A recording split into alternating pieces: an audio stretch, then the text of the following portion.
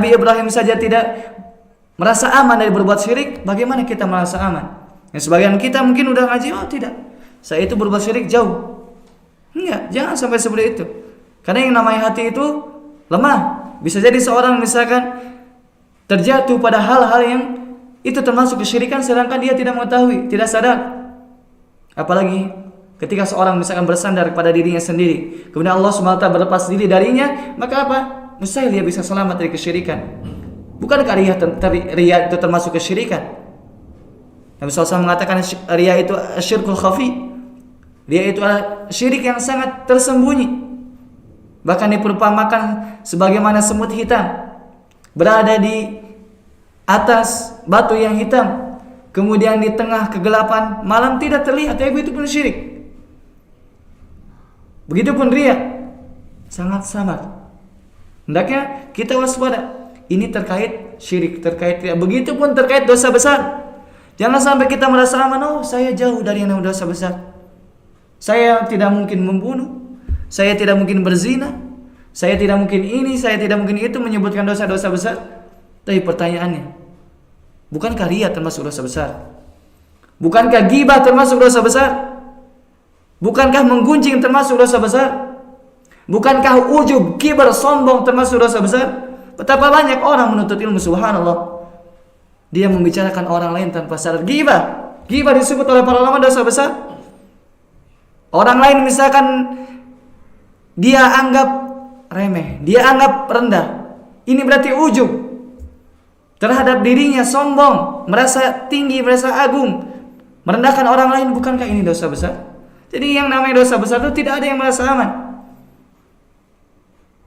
Karena bisa jadi seorang misalkan ya betul jauh dari membunuh, jauh dari minum khamar, jauh dari zina, akan tapi bagaimana dengan amalan hati dia? Amalan hati itu sesuatu yang penting, yang hendaknya kita perhatikan. Dan di antara dosa besar pun ada yang berkaitan dengan hati.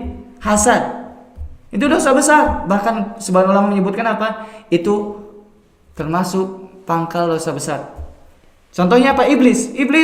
Kenapa tidak mau sujud kepada Adam padahal perintah dari Allah? Salah satu apa? Hasad dia kepada Adam. Merasa tidak mau sujud kepada yang ia anggap lebih rendah darinya. Allah menciptakan dia dari api sedangkan Allah menciptakan Adam dari tanah. Enggan. Ini hasad. Ini merasa tinggi. Bisa jadi misalkan seorang belajar dan belajar, setan mungkin merasa sulit menggoda dia dari sisi dosa besar yang berkaitan badan, seperti tadi zina. Kemudian berbuat yang tidak senonoh misalkan dengan lawan jenisnya, meskipun bukan zina, yang dapat mengantarkan kepada zina itu juga dosa. Mungkin setan tidak bisa masuk di sini, akan tapi setan bisa masuk terkait amalan hati. Betapa banyak sesama penuntut ilmu, bahkan mungkin sesama ustadz, dia hasad melihat orang lain misalkan lebih darinya, baik itu keilmuan, baik misalkan jamaah kajian yang lebih banyak dan sebagainya, bisa jadi masuk di situ. Oleh karena ketika misalkan kita membahas dosa besar, jangan katakan kita jauh dari dosa besar. Tidak, kita terus menerus belajar.